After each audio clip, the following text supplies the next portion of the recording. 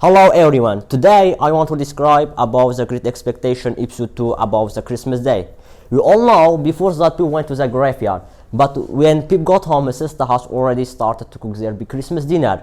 Pip was lucky because Mrs. Joy used to ask many questions, but that time Mrs. Joy too busy to ask many questions.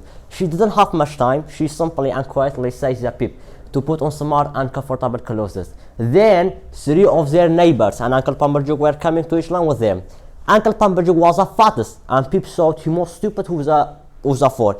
He gave 2 bottles of wine to Mrs. Joy. Really, Uncle Pumperjug stupid, but he was richer than Pip's family.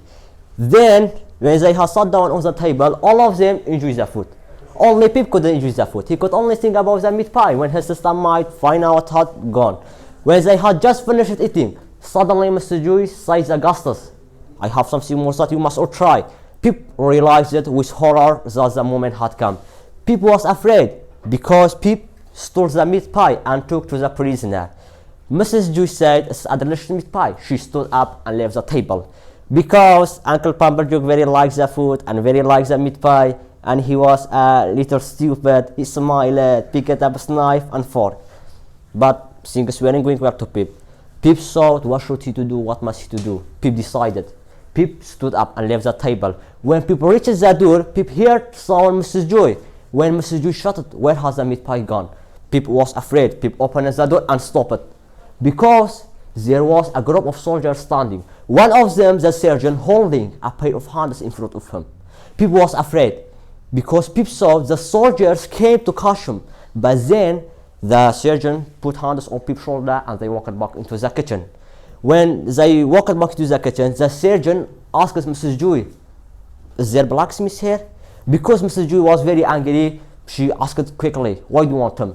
The surgeon answered, "We need his help." Then the surgeon saw Joy. Because Joy was a strong man and big man, the surgeon guessed that he was a blacksmith and showed him the handcuffs. And then the surgeon requested Joy to stand, requested Joy to start work early because the soldiers looking for the prisoners and they must find prisoners before it is dark. Okay, before it is dark. But then they all went to the forge. The Jews working noisily on the handcuffs because Joy wanted to finish his work early and quickly. Because then the surgeon asks Jew's family and Jew's guests, have they seen or heard anything about the prisoners? Only Pip knew something about the prisoners, but Pip said nothing. The another said no. Because Pip was a simple and calm boy, no one noticed Pip hadn't spoken. Then Mrs. Joy brought Uncle Pumperjug's wine to the soldier, even Pip given a little. Pip listened as they talked about the prisoners, how soldiers might catch them. Everyone seemed to be experienced, but Pip didn't want to think about the prisoners. When Pip saw the prisoners, Pip was afraid and upset. Okay.